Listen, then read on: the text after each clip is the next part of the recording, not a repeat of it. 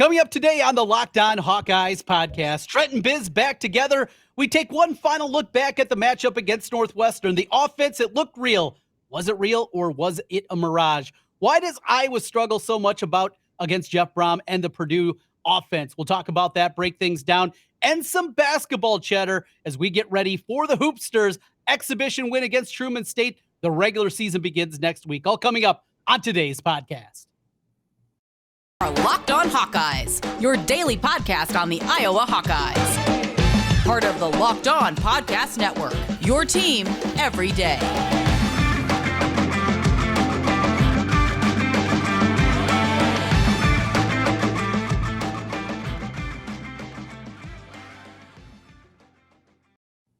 Trent Condon here, Biz over there. This is the Locked On Hawkeyes podcast. Thanks for making Locked On your first listen each and every day, available wherever you get podcasts and also available on YouTube. Hit that subscribe button if you listen on podcasts. Rate and review. Big, great appreciation of that, an opportunity for us to get in front of more Hawkeye fans. Today's episode is brought to you by BetOnline. BetOnline has you covered this season with more props, odds, and lines than ever before. BetOnline, where the game starts. Biz, boy, people have been fading us this year. They're going to have a lot of money in their BetOnline accounts this year.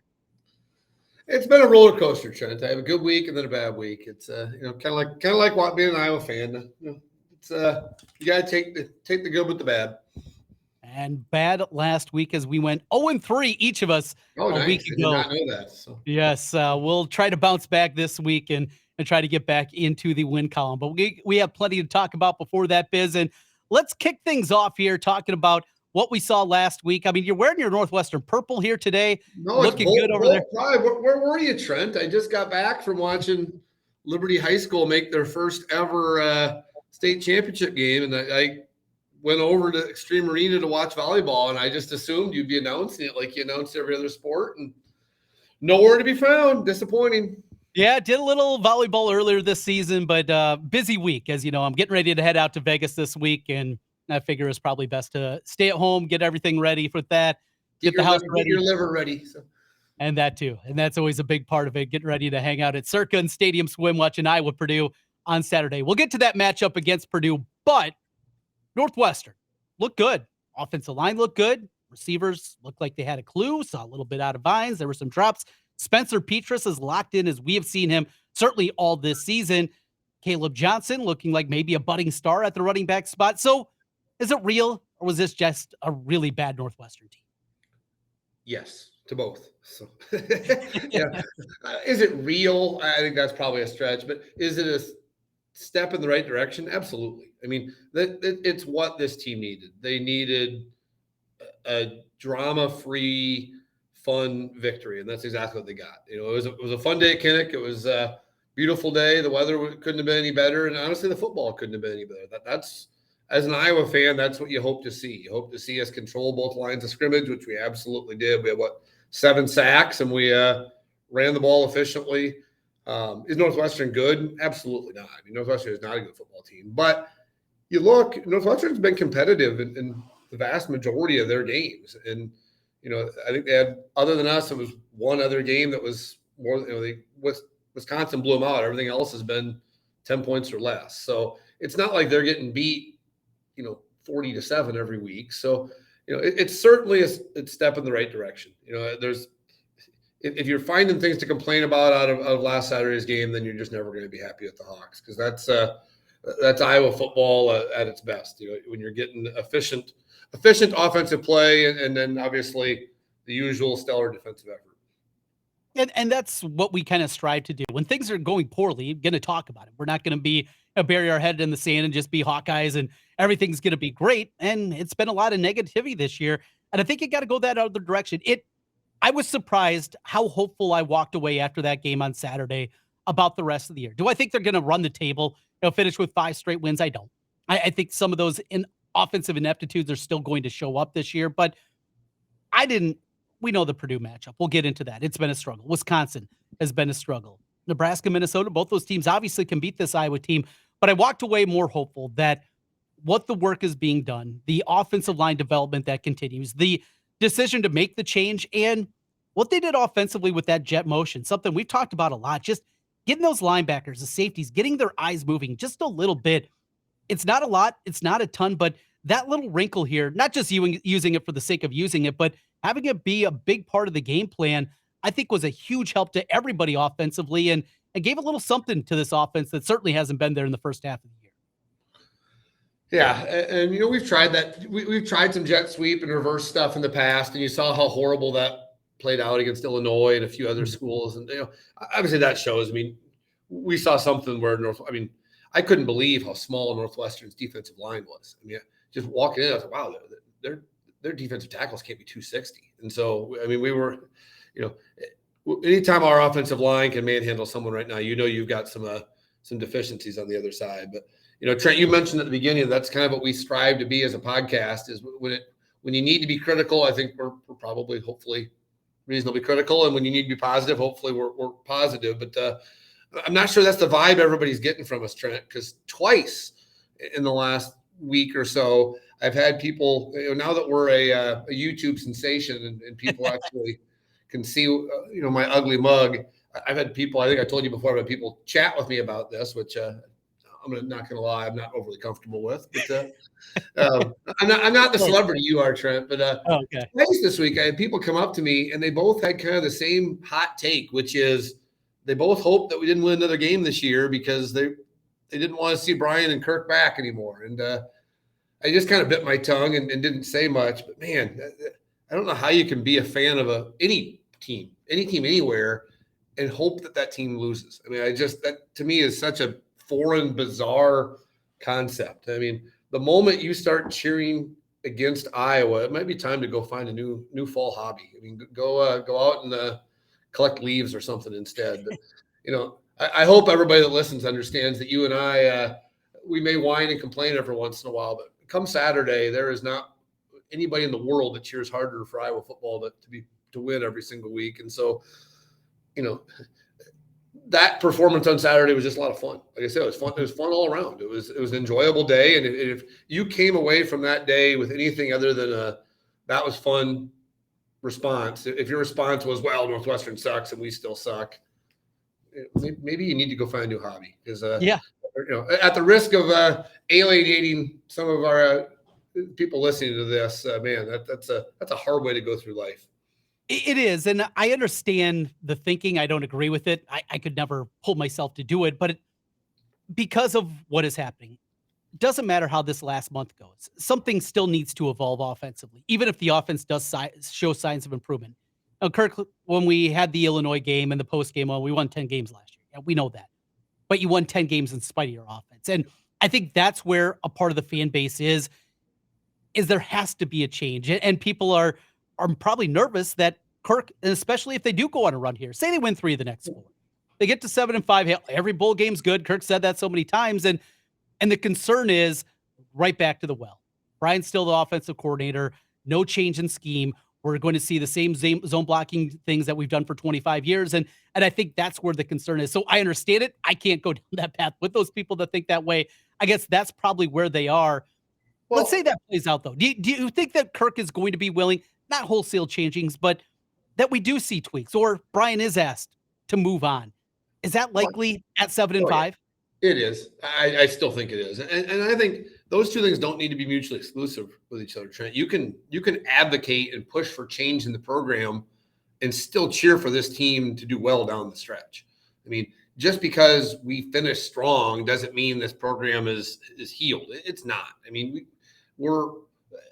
there's too many problems right now for this. Anything, no matter what happens, this program needs some tweaks and changes at the end of this year. And I think, honestly, the coaching staff knows that. Ferentz he's loyal to a fault. He's not going to do it midseason, but I think he sees the writing on the wall. And I think, honestly, Brian does as well. I think Brian's ready to probably, like I said, we've talked about before, he's going to find an NFL job somewhere. He's going to land somewhere. They've got too many connections for him to just disappear. He's going to land somewhere, and conveniently, that's going to get announced. He's not going to get fired. He's going to get a new job somewhere else. But, to me, the whole concept of cheering against Iowa is just it's a total slap in the face to our program, because our players bust their ass. If you haven't listened to Jack Campbell after the games and don't believe that guy would run through a freaking brick wall for the University of Iowa. I mean, nobody in the world could ever, if you ever listen to Jack Campbell and then cheer against that guy, if you're not an Iowa fan. I mean, it's just, to me, like I said, you can advocate for change. I think you and I clearly are advocating for change. Things need to change, but man, it'd sure be awesome if we changed as a program that won 5 in a row than a program that's a national embarrassment like it's been the first half of the year. So let's hope for both. Let's hope for a good end of the year, then some changes. They're not mutually exclusive items. So I just, you can do both. You can have both. Yeah. It doesn't have to be the extreme on both sides of it. And let's meet somewhere in the middle. I like that. I like that part of it a lot. Well, coming up this week, it is Purdue, a team that has had Iowa's number. It's not just David Bell. There's been a ton of receivers that have given Iowa trouble. And really, the only offensive scheme that has given Phil Parker a whole lot of trouble. We'll try to figure out the reasons why, what Iowa can do to work to combat it. That's as we continue here on the Locked On Hawkeyes podcast. Did you know over the holidays, property crimes like burglaries and package theft spiked nationally? That's why our friends at SimpliSafe Home Security are offering 50% off their award-winning security system so that more families can feel safe and secure this holiday season. Order your SimpliSafe system for half off today and enjoy advanced security and greater peace of mind this holiday season. I have SimpliSafe.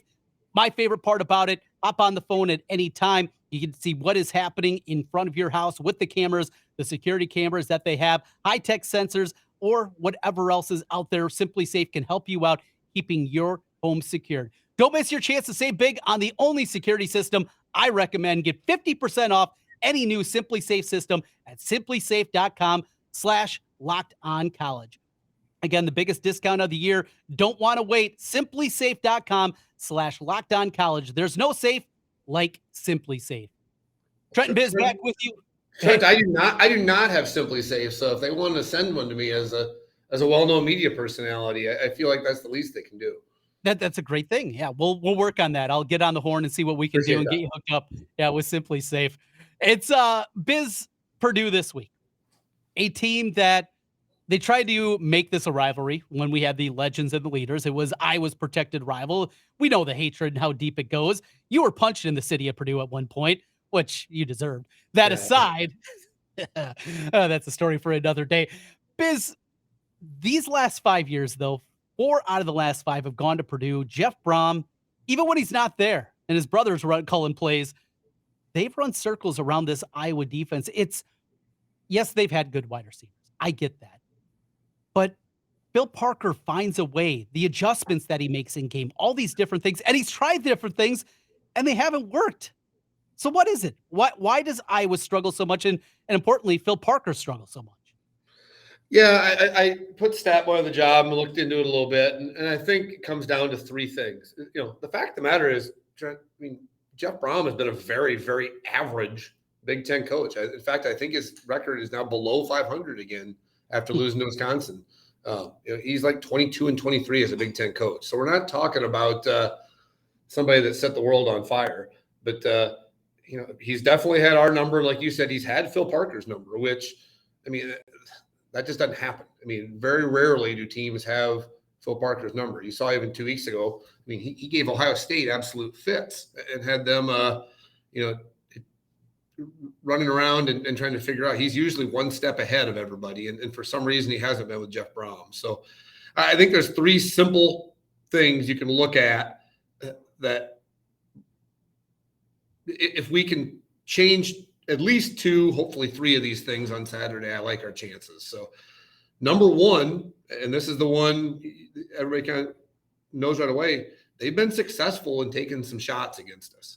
I think it was Scott Docterman's article that on average, teams average like 1.4 plays of 20 yards or more against Iowa, and Brahm's teams have averaged more than 3 against us. So they're twice as successful as everybody else when it comes to just hitting some big shots. And usually what he's done is he's just isolated one member of our secondary and said, I'm going at that person and I'm going on repeat.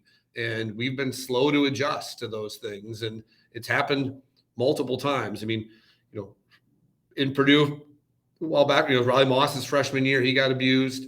You saw here the last 2 times they've been at Kinnick, They've isolated one guy and gone at him repeatedly, and we've had to actually eventually make changes, but it's been too little too late. So that's number one, is we just got to do our standard defense as far as keep everything in front of you and don't let them get big plays, because they're going to take shots. Aiden O'Connell will take shots. We've got to stop those shots from being successful. So there's number one on your list. Limit the big plays, Trent. Mm-hmm. Limit big plays makes a lot of sense. It's a game plan coming in every single time, but that isolation and seeing the game, it was in Kinnick where the French receiver went off, and they're moving guys around, which they were flipping sides of the field, something that they never do, and that didn't even work. It just I think we tried 3 different guys on him that day. I believe it was I think it was Rugamba, Ojemudia took a shot, and we finally had to move Matt Hankins over there. I mean, it was it was it wasn't a magic formula. It was the same play over and over, and that's to his credit. When he finds something that works, he's gonna keep picking at it, and that's he's the only guy that's been able to do that. Brohm does an amazing, or not Brohm, Phil does an amazing job of usually taking those things away from teams, but he hasn't been successful in doing that with Brohm. So stop the big plays. That's number one. Number two. Yeah, 2. This is obvious, Trent, but win the turnover battle. In the 4 wins that Purdue's had against us, we've had 9 turnovers. They've had 5. Aiden O'Connell, you watch him play, he's going to take some risks. He will throw it into some small windows. He will do some kind of head-scratching things. He'll throw some 50-50 balls. We got to win some of those battles. Not only stop the big plays from happening, but turn the ball over. Aiden O'Connell is a risky quarterback. We need to pick him off 2 or 3 times on Saturday. So if at the very least, make it a push in the turnover battle, which is that's Iowa football in general, but it's pretty simple. They've won the turnover battle and they've won the games. Very simple. And it's obviously a huge recipe for success for Iowa, winning the turnover battle. Got to do that. Play clean out of Petrus again. Don't put it on the turf. Don't throw any interceptions, and find a way in those tight windows. And I wonder defensively, and I'm sure maybe we're going to get into this, that game plan you mentioned against Ohio State, more blitzing than we're used to with Phil Parker. And it was a lot more man coverage on the outside. It was Cooper DeJean, Riley Moss. You're going to have to play a lot of one-on-one today. And they won a lot of those battles against a very talented, obviously, Ohio State wide receiver group. You wonder if it's going to be a similar game plan for Phil this week.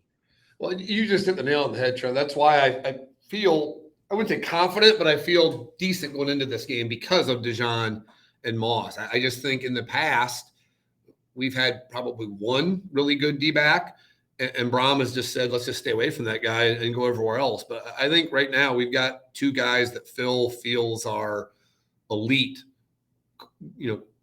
cover corners. And so I wouldn't surprise me to see him be a little more aggressive with Purdue as been in the past. Because I think in the past he's been hesitant to take too many risks, and he's kind of sat back and it's burned him. So yeah, it wouldn't surprise me. But number 3, Trent, flip to the other side of the ball. And this is the most obvious one. This is the most no-duh thing ever, but we need to score more points against Purdue.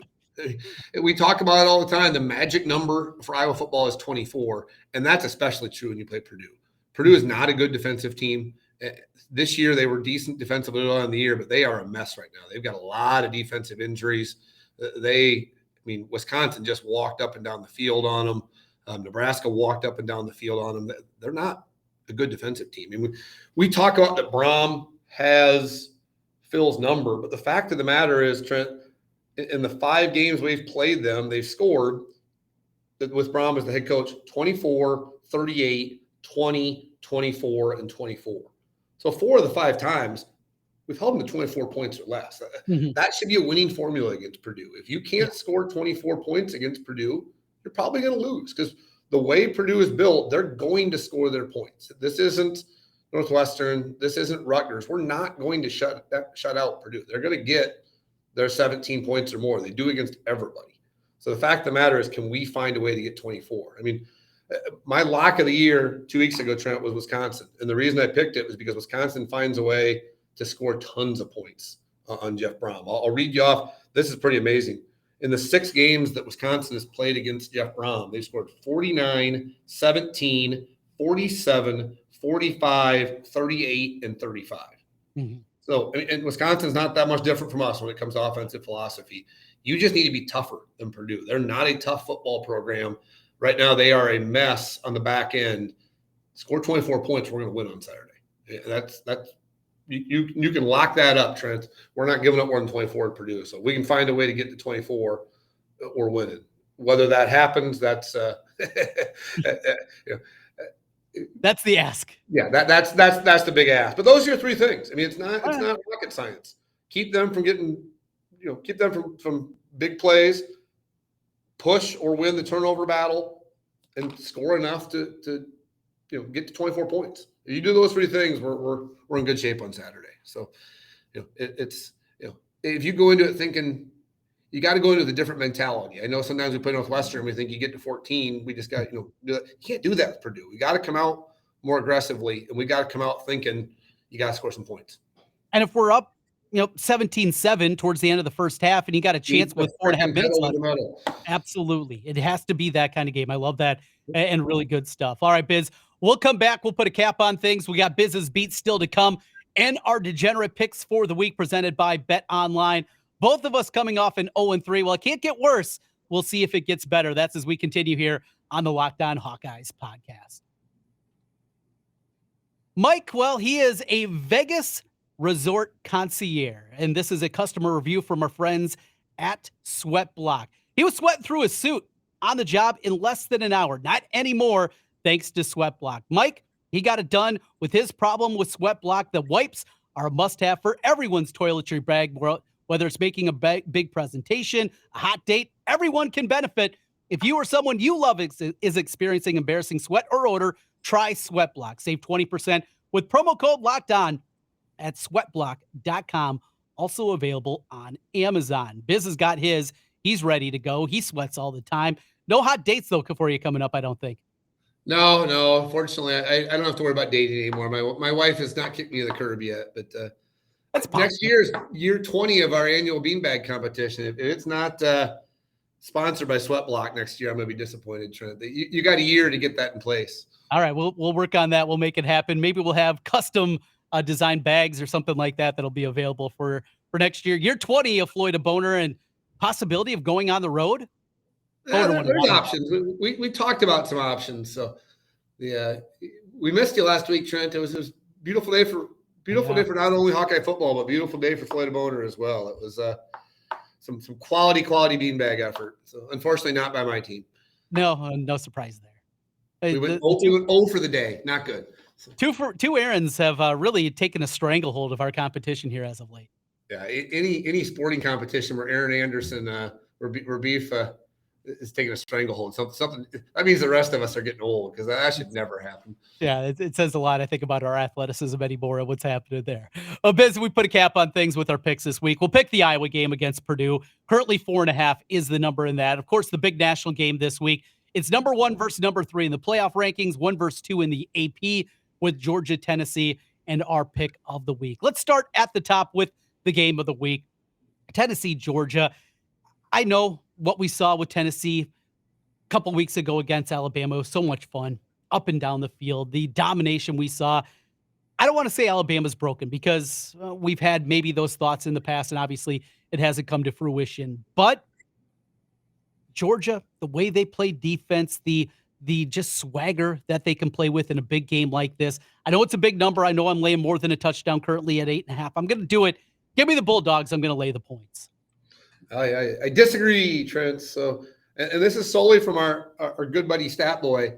He listens to a lot of podcasts. Shockingly, he doesn't listen to just us, but one of the podcasts he listened to, he said they compared this year's Tennessee to LSU a few years ago, because it was a gambling podcast. And they said for half the year they kept expecting LSU to cool off, and that they weren't going to, at some point they had to come back to earth, and they realized it never happened, and they were just a juggernaut of an offense that got better and better. And so they said just ride the Tennessee wave until it doesn't till it bucks you. So that's good enough for me, Trent. You're going to give offensive juggernaut more than a touchdown.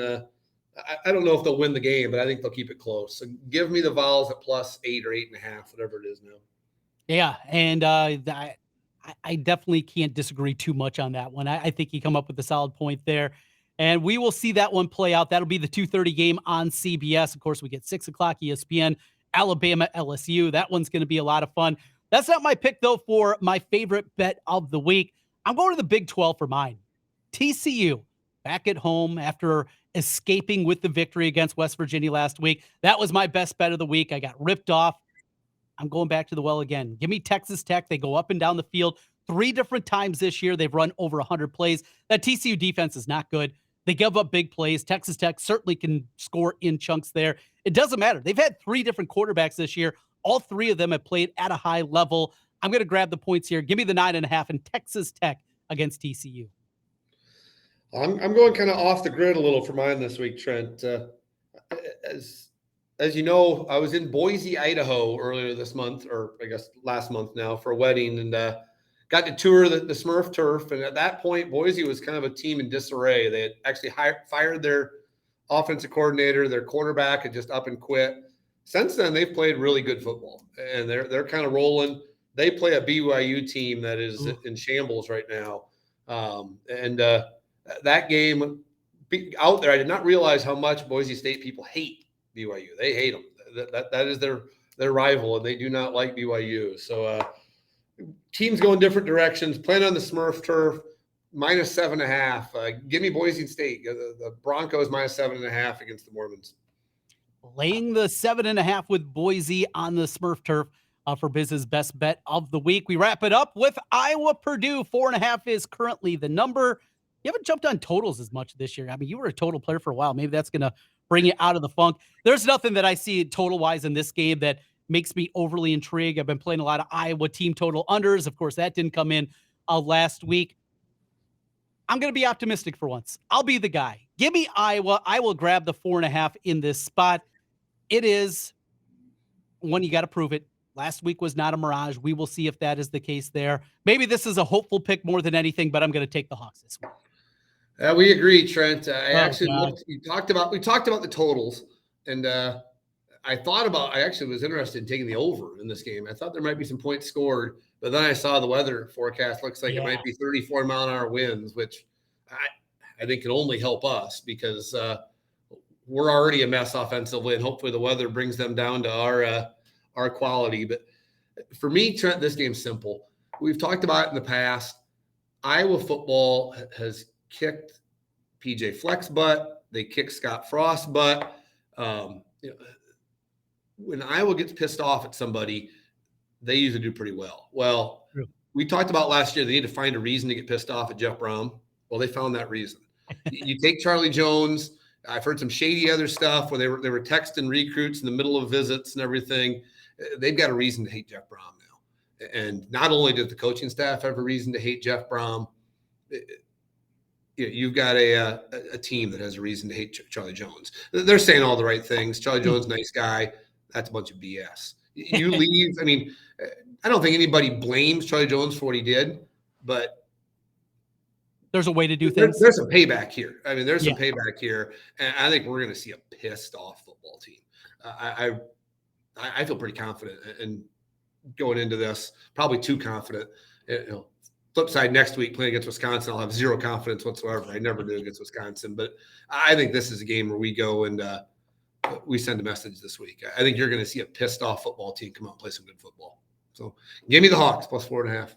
We're both on the Hawks this week, and in the past, that has not been a positive thing. Hopefully that changes here this week. We wrap things up as we do each and every week. It's time for Biz's Beat. Well, Trent, Biz's Beat, after watching 2 different exhibitions, the women's and the men's, I'm illogically excited for the Iowa basketball seasons to begin. You're going to have to talk me off the ledge when it comes to Iowa men's basketball, Trent. I think this is the first time in a long time where we've got a team that's going to be competing for a regular season title. Not saying we're going to win a regular season title. We probably won't. But I think this is a team, especially when you look at the Big Ten schedule, it's pretty doable the first half. I think this is a team that come February is going to be in the race still. I just think for a couple of reasons. One, I think this is a good team. But 2, outside of Indiana, I think every single team in the Big Ten lost at least 2 starters last year, and a lot of them lost 4 or 5. This is a year with some opportunities to be top 2, top 3, top 4 in the Big Ten. And I'm like I said, probably too excited. I just think Fran's waited a long, long time to get the team he wants. This is truly the team he wants. He wants a group of 6'8" guys that can stretch the court and do a variety of different things. And he's got it. So time to put up or shut up. Let's go win a Big Ten title this year. So. In a long time, I've never seen it, and I am 42 years old. We've never even seen it close. I mean, the last time we were even remotely close was 06. I went up to the barn late in that year, and we were one game out, and we got stomped by Minnesota, and then we were out of it. I mean, truly, when's the last time with 4 games to go in the year we were within 2 games? I mean, even that. I mean, I'm not asking. Realistically, I'm not saying we're going to win the Big Ten title, but the Big Ten's a grind. If you go 15-5, you're going to have a chance. And heck, I think so. Yes. I mean, are they going to go 15-5? Probably not. But can they get to 11-4 with a month to go and be in it? Yeah, they can. Give us some hope. Yeah. I'm with you. I'm excited about this team. Of course, the women's team is going to be great. I think it's going to be fun. You know how beloved Tony Perkins has been. I had a lot of Tony Perkins stock, and halfway through last year, looks like that was going to be a penny stock that was going to drop out. He gets inserted in the lineup. It was more about Bohannon at the time, but him running the point, his physicality, his athleticism, what he can do. This team now has got 3 guys that you can count on to defend on the ball. Ulis, when he comes up, kind of that backup role that we saw Toussaint a year ago, he's a good defender. They're not great on the perimeter speed-wise outside of those guys, but Samford at 6'9" playing the 2 guard. I mean, that's something there. Connor with his toughness. It's a team that's built a little bit differently. It's going to be a whole lot of fun, and I'm with you. I don't think they're going to be great, but in the Big Ten this year, I don't think you have to be great. Indiana, Illinois, Michigan State, those teams don't scare me. They have the way they have in some past seasons. There's a real chance here for this team. Well, unfortunately, there's no such thing as the freezing cold takes for a podcast, Trent, because I think midway through the year last year, I was the idiot that said we should stop playing Tony Perkins. I thought I was lost as to what his role was on this team midway through the year, and instead he has, man, what he's done in 10 months. He's gone from what I thought was a complete offensive liability to potentially our offensive leader. I mean, he's going to be running the show for part of it, and he's certainly. I think he's certainly capable of doing it. Is he going to be a natural point guard? No, but man, he can do some things. His confidence is sky high, that's for sure. Bethune-Cookman on Monday to get things going, and I'll be there, Trent. You got a spread on that one yet? Not yet, but I will be at Circa this weekend. I'll try to get you a look ahead line here, and you can do some early scouting for that one as Iowa opens up the season, and a couple of cupcakes before things get really difficult towards the end of middle and end of November, and of course into December. Going to be a fun one. Biz, we'll talk again next week. Appreciate it. All right, go Hawks.